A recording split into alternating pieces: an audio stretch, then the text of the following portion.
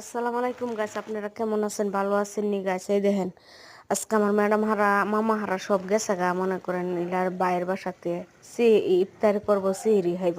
ঠিক আছে, এই কারণে আমি মনে করেন আমরা 2-3 জন আছি, 2-3 জনের জন্য কিছু কিছু নামতাছি।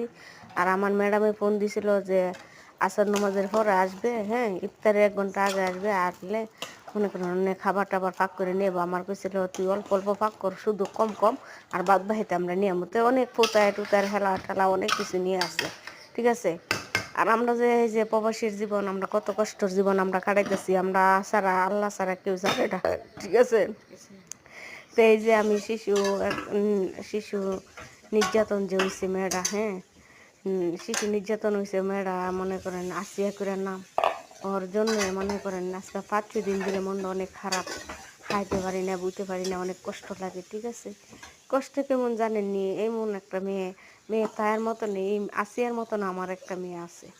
ঠিক আছে, আমরা যে প্রবাসের জীবন আমরা আয়া ফুরা লইছি, আমরা অনেক কষ্ট, আমরা বাংলাদেশকে অনেক আমরা ভালোবাসি, নিজের দেশকে আমরা অনেক ভালোবাসি, এক দেশে ঘুমাই আর এক দেশের টেনশন করি।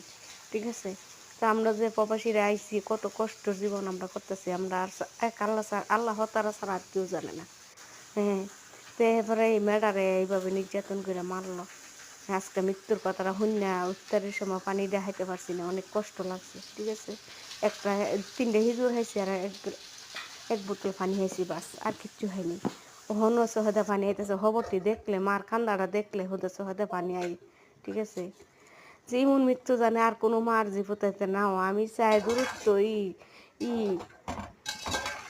চাই যে দূরত্ব এই কুত্তার বাচ্চাগুলোর, আর মনে করেন এই যে জানোয়ারের যাতে তাড়াতাড়ি ফাঁসি হয়, জানোয়ারের যাতে তাড়াতাড়ি মৃত্যু হয় আমরা চাই। আমরা প্রবাসীরা অনেক অপেক্ষা, অনেক আশায় আছি যেন হ্যাঁ বিচার কার্যকতার কার্য বাংলার মাটিতে যেন আর কোনো মার যেন এমন, হ্যাঁ কুল যেন না হালি হয়, কোনো মার জি যেন আর এমনভাবে দুর্ঘটনা হয়ে না মৃত্যু হয়। ঠিক আছে, আপনাদের কাছে অনুরোধ, আপনারা সবাই যাতে তত তাড়াতাড়ি ওর বিচার যাতে হয়, 4জনের বিচার যাতে সঠিক হয়।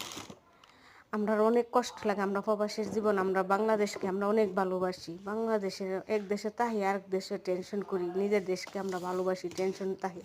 এরপরে বাচ্চা কাচ্চা ছেলেমেয়েরা বাড়িতে তুই আইছি, অনেক কষ্ট লাগে, অনেক দুঃখ লাগে।